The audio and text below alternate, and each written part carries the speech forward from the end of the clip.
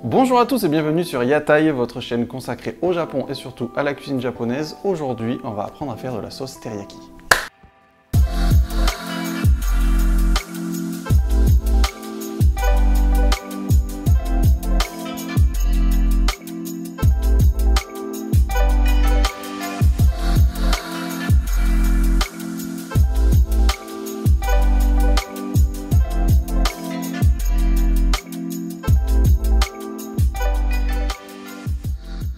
Alors on avait déjà vu comment faire de la sauce teriyaki de façon un peu instantanée sur la recette des yakitori, mais aujourd'hui on va faire quelque chose de plus goûtu, de plus travaillé.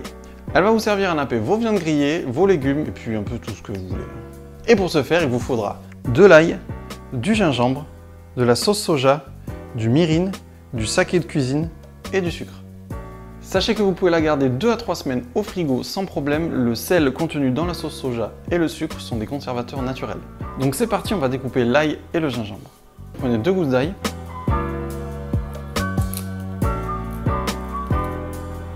Et pour le gingembre, vous prenez une équivalence à l'ail.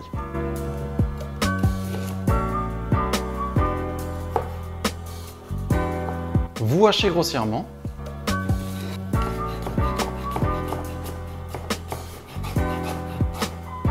Donc c'est parti, on va mettre nos liquides à bouillir.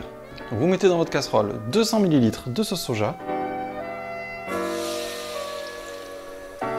200 ml de saké, 200 ml de mirin,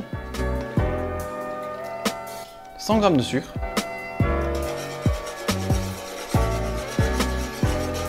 et votre ail et votre gingembre découpés. Alors là j'ai fait une grosse quantité, mais si vous voulez en faire moins, vous divisez la recette en deux. Mais notez quand même qu'à la cuisson, la sauce va au moins réduire de moitié.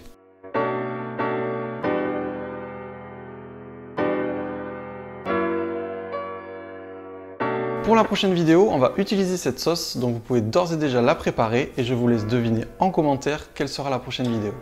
Donc là vous laissez à feu moyen pendant au moins 15-20 minutes.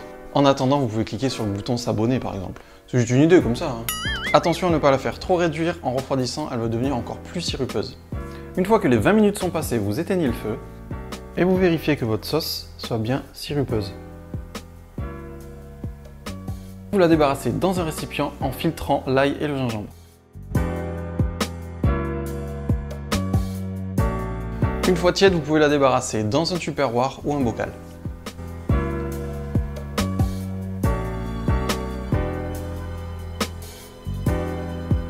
Et bien voilà, la recette est maintenant terminée, j'espère qu'elle vous aura plu et si c'est le cas, n'hésitez pas à mettre un pouce bleu, un commentaire et partager la vidéo au maximum.